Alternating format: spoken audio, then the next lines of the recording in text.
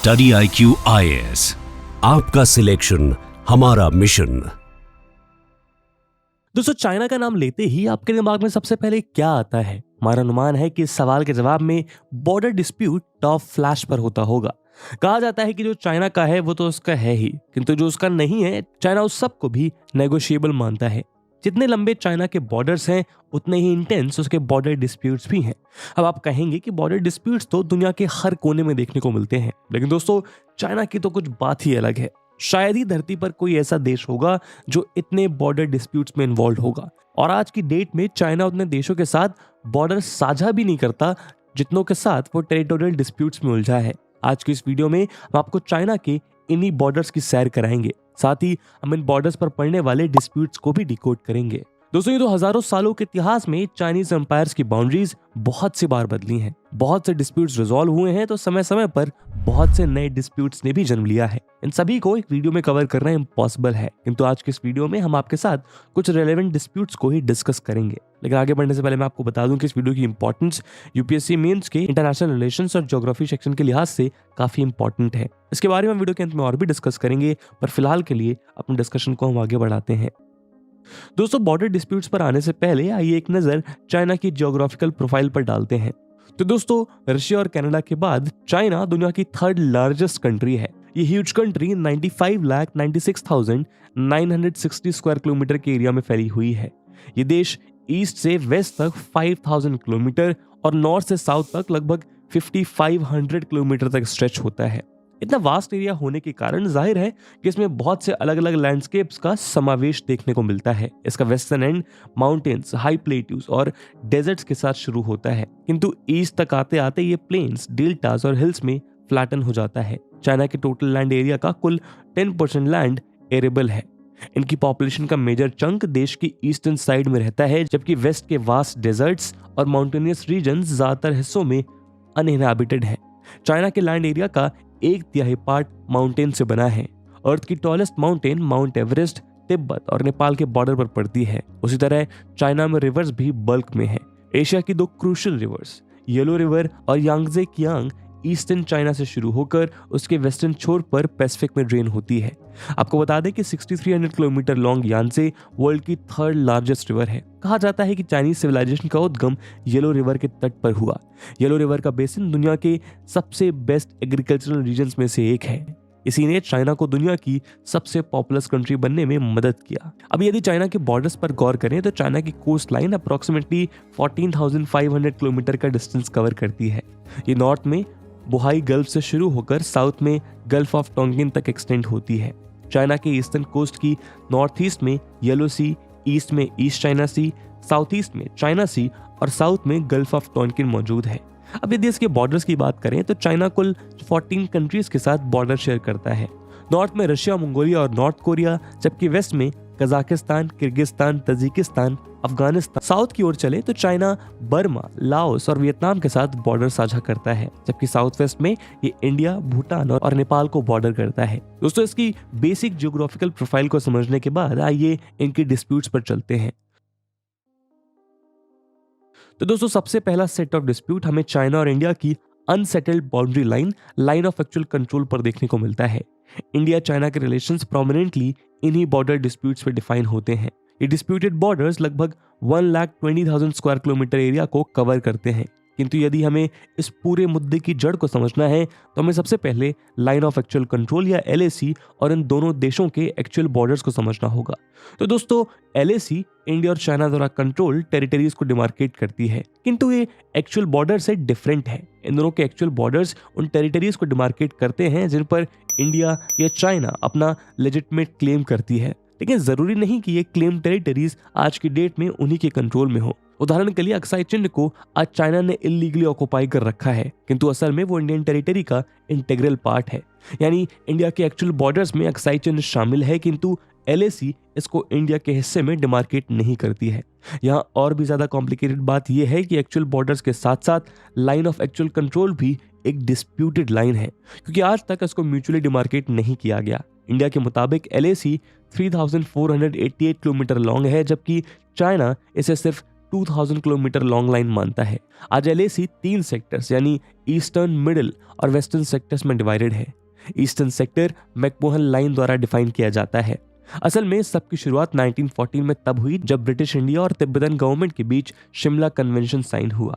इस कन्वेंशन के तहत इंडिया और तिब्बत की ईस्टर्न फ्रंट पर एक डी फैक्टो बॉर्डर एग्री किया गया। इसको मैकमोहन लाइन कहा गया। ये 890 किलोमीटर लंबी लाइन ईस्टर्न भूटान से लेकर बर्मा बॉर्डर के इसुराजी पास तक जाती है। ये लाइन हिमालयन क्रेस्ट पर पड़ती है, जिसकी वजह से इसका एग्जैक्ट डिमार्केशन भी डिस्प्यूटेड रहा है। इंडिया मैकमोहन लाइन को अपनी इंटरनेशनल बाउंड्री मानता है, किंतु चाइना इसको एक्सेप्ट नहीं करता है। इसलिए वो अरुणाचल प्रदेश को सदर्न तिब्बत का पार्ट बताता है। ईस्टर्न सेक्टर में LAC को लेकर डिस्प्यूट रेयर है, क्योंकि इन लेटर्स में ज़ोउ एनलाई ने मैकमोहन लाइन को ही LAC माना था। असल में LAC का सबसे पहला मेंशन हमें 1959 में ज़ोउ एनलाई द्वारा PM नेहरू को लिखे गए लेटर्स में देखने को मिलता है। फिर 1962 में चाइनीज ट्रूप्स ने मैकमोहन लाइन को क्रॉस कर इंडिया के अगेंस्ट एक वॉर लॉन्च कर दिया। इस दौरान चाइना ने लद्दाख में पड़ने वाले डिप्सांग प्लेन्स का मेजर प्लेन्स को भी कैप्चर कर लिया। इसको रिजॉल्व करने के लिए दोनों के बीच एक temporary cease fire line create की गई। इसका नाम पड़ा लाइन ऑफ एक्चुअल कंट्रोल। लेकिन जैसा कि हमने देखा, LAC भी दोनों देशों के बीच एक डिस्प्यूटेड लाइन बनकर रह गई है। आज LAC को लेकर हमें लोंगजू, असाफिला और तवांग वैली में भी सिग्निफिकेंट डिस्प्यूट्स देखने को मिलते हैं। यदि अब LAC के सेंट्रल सेक्टर की बात करें तो ये लद्दाख में 545 किलोमीटर लंबी लाइन है, जो डेमचौक से लेकर नेपाल बॉर्डर तक जाती है। यूं तो ये LAC का लीस्ट कंट्रोवर्शियल एरिया है, किंतु उत्तराखंड के बाराहोती प्लेन्स पर डिस्प्यूट ट्रूप्स का एग्जैक्ट पोजीशन डिस्प्यूट है। फिर वेस्टर्न सेक्टर काराकोरम पास के नॉर्थ वेस्ट से लेकर डेमचौक तक जाता है और ये इसका सबसे डिस्प्यूटेड एरिया है। इंडिया के ऑफिशियल मैप में ये लद्दाख में है, लेकिन चाइना 1950s से इसे अपनी टेरिटरी बता रहा है। असल में 1950s में चाइना ने शिनजियांग और वेस्टर्न तिब्बत को कनेक्ट करने के लिए एक 1200 किलोमीटर लंबी रोड कंस्ट्रक्ट की। इसका 179 kilometre long part Johnson line के साउथ में अक्साई चिन्ह के पास होता है, जिसको इंडिया द्वारा क्लेम किया जाता है। अक्साई चिन्ह चाइनीज साइड से इजीली एक्सेसिबल होता है, किंतु काराकोरम को क्रॉस करने के कारण ये इंडियन साइड के लिए हमेशा से ही डिफिकल्ट रहा है। चाइना ने इसी बात का फायदा उठाते हुए 1958 में अपने नए मैप्स पब्लिश किए। इंडिया ने इसके अगेंस्ट आवाज रेज की, किंतु 1962 के वॉर के बाद चाइना ने इसे ऑक्युपाई कर लिया और आज अक्साई चिन्ह चाइना के Hotan county of Xinjiang province के अंडर एडमिनिस्ट्रेटेड रीजन है। इंडिया LAC को सिनो इंडिया वॉर के पहले की एक्चुअल पोजीशन के बेसिस पर ड्रॉ करने की बात करता है, लेकिन चाइना LAC को वेग डिस्कनेक्टेड पॉइंट्स के रूप में डिफाइन करता है और इसी वेगनेस का फायदा उठाकर चाइना समय समय में एग्रेशन दिखाता रहता है। अब यदि हिमालयाज में आगे चलें तो दुनिया की सबसे माउंटेनियस कंट्री भूटान के साथ चाइना एक 477 किलोमीटर लॉन्ग बॉर्डर शेयर करता है। ये तो चाइना और भूटान कोई डिप्लोमेटिक रिलेशंस मेंटेन नहीं करते हैं, किंतु ऑफिशियल्स की पीरियोडिक विजिट के थ्रू ये अपने कॉन्टैक्ट्स मेंटेन करते हैं। अब तक इन दोनों के बीच बॉर्डर डिस्प्यूट्स को रिजॉल्व करने के लिए 24 राउंड्स ऑफ बाउंड्री टॉक्स हो चुकी हैं। असल में भूटान तिब्बत के साथ बहुत स्ट्रॉन्ग कल्चरल, हिस्टोरिकल, रिलीजियस और इकोनॉमिक रिलेशन शेयर करता है, किंतु तिब्बत के साथ भूटान का बॉर्डर कभी रिकॉग्नाइज या डिमार्केट नहीं किया गया। हिस्टोरिकली हिमालयन स्टेट्स में सोवरेनिटी का सिस्टम कुछ ऐसा होता था कि हर स्टेट अपने सेटलमेंट और ट्रेडिंग हब्स को गवर्न करता था, जबकि पैसेजेस, कॉरिडोर्स और इनहैबिटेड एरियाज फ्री रहते थे। ऐसा ही भूटान के केस में भी हुआ। 1959 में हुए तिब्बतन रिबेलियन के बाद जब 14th दलाई लामा इंडिया आए तो भूटान और चाइना के बॉर्डर की सिक्योरिटी इंश्योर करना इंडिया की एक नेसेसिटी बन गई। इस दौरान 6000 तिब्बतन्स भूटान में आए और उनको असाइलम ग्रांट किया। ज्यादा रेफ्यूजीज के डर से भूटान ने चाइना के साथ अपने बॉर्डर्स क्लोज कर लिए।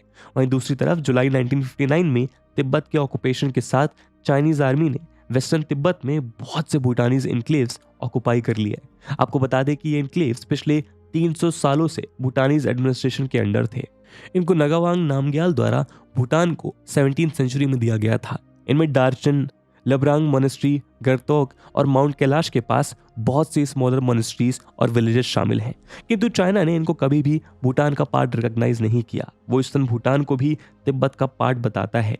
1983 में चाइनीज फॉरेन मिनिस्टर वू शिकियान और भूटानीज फॉरेन मिनिस्टर दावा सेरिंग ने न्यूयॉर्क में आपसी रिलेशंस को इंप्रूव करने पर बात की। 1994 में ये टॉक्स आगे बढ़ी और 1998 में दोनों ने बॉर्डर्स पर पीस स्टैब्लिश करने के लिए एक एग्रीमेंट साइन किया, जिसके तहत चाइना ने भूटान की सोवरेनिटी, टेरिटोरियल इंटीग्रिटी को रिस्पेक्ट करते हुए पीसफुल कोएग्जिस्टेंस के प्रिंसिपल्स पर चलने की बात की। किंतु बाद में चाइना द्वारा भूटानीज टेरिटरी पर रोड्स बनाया जाना 1998 एग्रीमेंट के वायलेशन के रूप में देखा गया।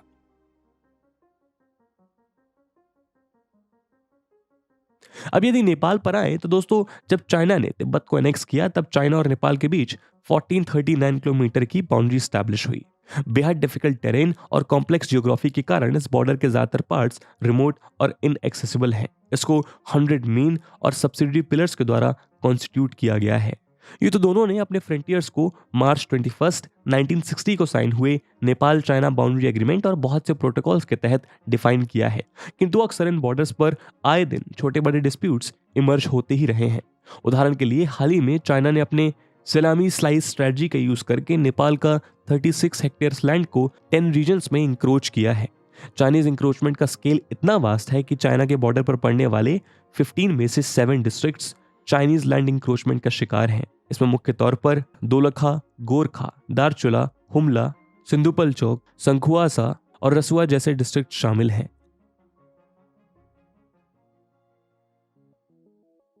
अब यदि हम चाइना के ईस्ट की ओर रुख करें तो चाइना और जापान के बीच हमें एक इंटेंस डिस्प्यूट देखने को मिलता है। हालांकि इन दोनों डिस्प्यूट के बीच कोई लैंड बाउंड्री नहीं है, किंतु ये दोनों मैरीटाइम बॉर्डर शेयर करते हैं। इन दोनों के बीच सबसे बड़ा डिस्प्यूट सेनकाकू आइलैंड को लेकर है। इनको चाइना में डियाओ आइलैंड और ताइवान में डियाओ ताई आइलैंड के नाम से जाना जाता है। ये ईस्ट चाइना सी में, ताइवान के नॉर्थ ईस्ट में, चाइना के ईस्ट में, ओकिनावा के वेस्ट में और रुक्यू आइलैंड के साउथ वेस्टर्न एंड के नॉर्थ में पड़ते हैं। ये 1895 तक चाइना के कंट्रोल में थे, किंतु फर्स्ट सिनो जापानीज वॉर में इनको जापान ने सीज कर लिया। फिर जापान ने जब वर्ल्ड वॉर सेकेंड में सरेंडर किया तो उसको ट्रीटी ऑफ सैन फ्रांसिस्को के तहत चाइना की सीज टेरिटरीज वापस करनी पड़ी। पर सेनकाकू आइलैंड इस एग्रीमेंट्स के बाहर रहे। 1945 से 1972 तक रुक्यू आइलैंड के साथ सेनकाकू आइलैंड पर भी यूनाइटेड स्टेट्स का कंट्रोल रहा। रुक्यू आइलैंड 1879 से जापान के कंट्रोल में है, किंतु चाइना कहता है कि 14th सेंचुरी में ये चाइना के वेसल स्टेट हुआ करते थे और जापान ने उनको फोर्सली कैप्चर किया है। किंतु 1970s के लेटर हाफ में जब सेनकाकू के पास ऑयल रिजर्व्स के एविडेंस मिले तो चाइना ने इन पर अपना क्लेम एग्रेसिवली पुश करना शुरू कर दिया। 1972 में यूएस इन डिस्प्यूटेड आइलैंड्स को जापान को सौंप कर वापस चला गया। आज भले ही ये आइलैंड्स इनहैबिटेड हों, किंतु शिपिंग लेन्स की क्लोज प्रॉक्सिमिटी और फिशरीज और ऑयल के ह्यूज रिजर्व्स के कारण ये चाइना, ताइवान और जापान तीनों के लिए स्ट्रेटेजिक इंपॉर्टेंस रखता है। कहा जाता है कि वर्ल्ड वॉर सेकंड के बाद ये जापान और चाइना के बीच एक मिलिटराइज कॉन्फ्लिक्ट का सबसे रिस्की थिएटर है, लेकिन शायद इससे भी रिस्की और कंटेस्टेड थिएटर अभी आगे इंतजार कर रहा है। जी हाँ दोस्तों, हम बात कर रहे हैं साउथ चाइना सी की। साउथ चाइना सी चाइना के साउथ में मौजूद एक मार्जिनल सी है जो सिंगापुर से लेकर स्ट्रेट ऑफ ताइवान तक लगभग 3.5 मिलियन स्क्वायर किलोमीटर का एरिया ऑक्युपाई करता है। 5 ओशंस के बाद इसको लार्जेस्ट सी बॉडी कहा जाता है। इसमें लगभग 200 आइडेंटिफाइड आइलैंड्स और रीफ्स मौजूद हैं, जिनमें से ज्यादातर स्पार्टली आइलैंड्स का हिस्सा हैं। इस सी को mainland China, Macao, Hong Kong, Taiwan, Philippines, Malaysia, Brunei, Indonesia, Singapore, Thailand, Cambodia और वियतनाम बॉर्डर करते हैं। साथ ही इसमें Pearl, Min, Jiulong, Red, Mekong, Rajang, Pahang और पासिक रिवर्स आकर ड्रेन होती हैं। ये सी और इसमें मौजूद मैक्सिमम अनइनहैबिटेड आइलैंड कोस्टल नेशंस, बहुत से बीच सदियों से अलग अलग डिस्प्यूट्स का मुद्दा बने हुए हैं। यहाँ 2 तरह के डिस्प्यूट्स देखने को मिलते हैं। पहला है मैरीटाइम बाउंड्रीज को लेकर, दूसरा है आइलैंड्स को लेकर। और ये सभी डिस्प्यूट्स कोस्टल कंट्रीज के बीच डिफरेंट सेट्स को इन्वॉल्व करते हैं। असल में 1982 में United Nations Convention on law of the seas यानी यूएनसीएलओ ने कंट्री की एक्सक्लूसिव इकोनॉमिक जोन को टेरिटोरियल वाटर्स के बियॉन्ड 200 NM तक एक्सटेंड किया। इसलिए साउथ चाइना सी की कोस्टल कंट्रीज के स्पेशल इकोनॉमिक जोन आपस में ओवरलैप या क्लैश करते हैं। चाइना अपनी 9 डैश लाइन के तहत इस बॉडी का सबसे ज्यादा एरिया क्लेम करता है, किंतु इसमें Bruny, Indonesia, Malaysia, Philippines, Taiwan और वियतनाम भी अपनी एक्सक्लूसिव इकोनॉमिक जोन क्लेम करता है। आगे चलें तो वियतनामीज कोस्ट की मैरीटाइम बाउंड्री चाइना, ताइवान और वियतनाम के बीच डिस्प्यूटेड है। बोर्नियो की northern maritime boundary China, Malaysia, Bruny, Philippines और ताइवान के बीच डिस्प्यूटेड है। नेटुना आइलैंड्स के northern waters China, Indonesia, Taiwan और वियतनाम के बीच कॉन्फ्लिक्टेड हैं। पालावान और लुजोन की मैरीटाइम बाउंड्री चाइना, फिलीपींस और ताइवान के बीच क्लैश करती हैं। साबा के मैरीटाइम बाउंड्री, लैंड टेरिटरी और आइलैंड्स इंडोनेशिया, मलेशिया और फिलीपींस के द्वारा कंटेस्ट किए जाते हैं। लुजोन स्ट्रेट की मैरीटाइम बाउंड्री और इसके आइलैंड्स चाइना, फिलीपींस और ताइवान के बीच डिस्प्यूटेड हैं। इसके अलावा स्पार्टली आइलैंड के वेस्टर्न वाटर्स वियतनाम और चाइना के बीच क्लेम किए जाते हैं। अब यदि आइलैंड्स की बात करें तो पैरासेल आइलैंड्स चाइना, ताइवान और वियतनाम के बीच कंटेस्ट किए जाते हैं। मलेशिया, कंबोडिया, थाईलैंड और वियतनाम गल्फ ऑफ थाईलैंड के एरिया के पास वर्चस्व स्थापित करने की कोशिश करते हैं। सिंगापुर और मलेशिया स्ट्रेट ऑफ जोहोर और स्ट्रेट ऑफ सिंगापुर को कंट्रोल करना चाहते हैं। खैर, यूं तो ये सभी डिस्प्यूट्स इन कोस्टल नेशंस के बीच बहुत से वायलेंट क्लैशेस का हिस्सा बने हैं, लेकिन चाइना अपनी गन बोट डिप्लोमेसी और आर्टिफिशियल आइलैंड के कंस्ट्रक्शन के थ्रू इस रीजन का सबसे मेन एग्रेसर बनकर उभरा है। इसके अलावा साउथ कोरिया के साथ भी चाइना एक overlapping air defence identification zone share करता है। ये डिस्प्यूट सोकोट्रा रॉक से इमर्ज होता है, जो कि सी लेवल के बिलो सबमर्ज्ड है। इसीलिए चाइना या साउथ कोरिया में किसी भी टेरिटोरियल सी का पार्ट नहीं है, किंतु साउथ कोरिया ने उसके ऊपर एक हेलीपैड बिल्ड किया और उस इंस्टॉलेशन को यूज करते हुए उसने अपने एयर डिफेंस आइडेंटिफिकेशन जोन को चाइना की कोस्ट के अलोंग एक्सटेंड किया।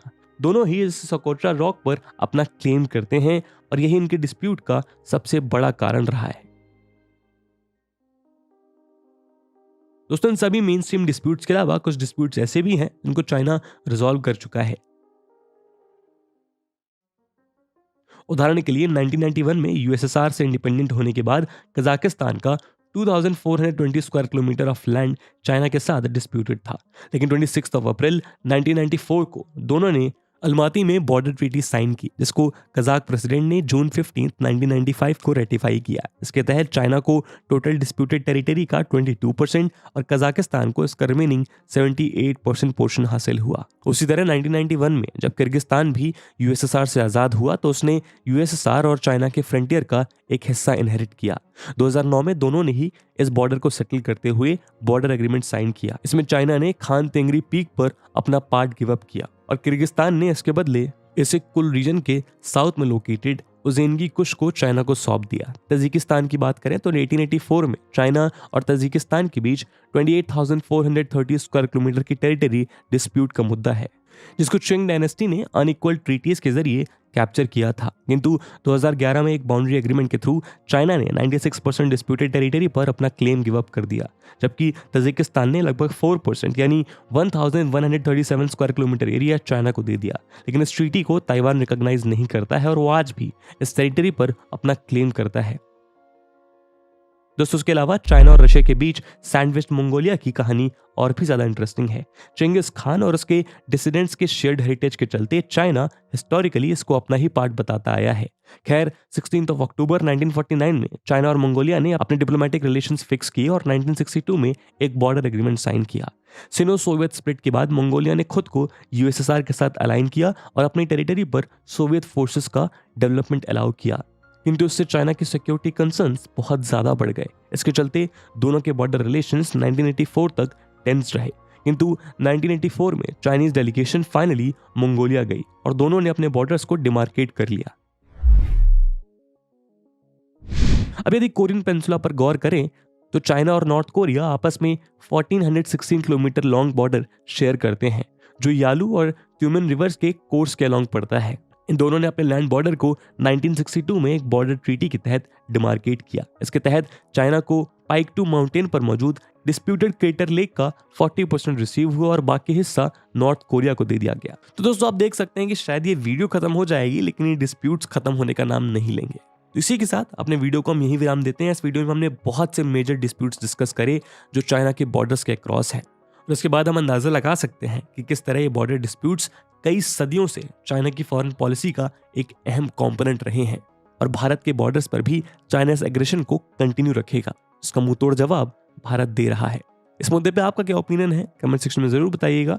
और जैसे हमने वीडियो के पहले भाग में बताया कि इस वीडियो की इंपॉर्टेंस यूपीएससी मेंस के लिहाज से काफी ज्यादा है, तो उस इंपॉर्टेंस को देखते हुए एक सवाल हम आपके लिए छोड़कर जा रहे हैं, जिसको आपको कमेंट सेक्शन में आंसर करना है। And the question is, China uses aggression beyond its border as a tactical means of externalisation of threat analyse. And with this question my friends that's it for the video. I hope आपको video पसंद आई होगी, और अगर पसंद आई है तो अपने दोस्तों के साथ साझा करना मत भूलिएगा। हम मिलते हैं अगली वीडियो में, तब तक के लिए जय हिंद, जय भारत।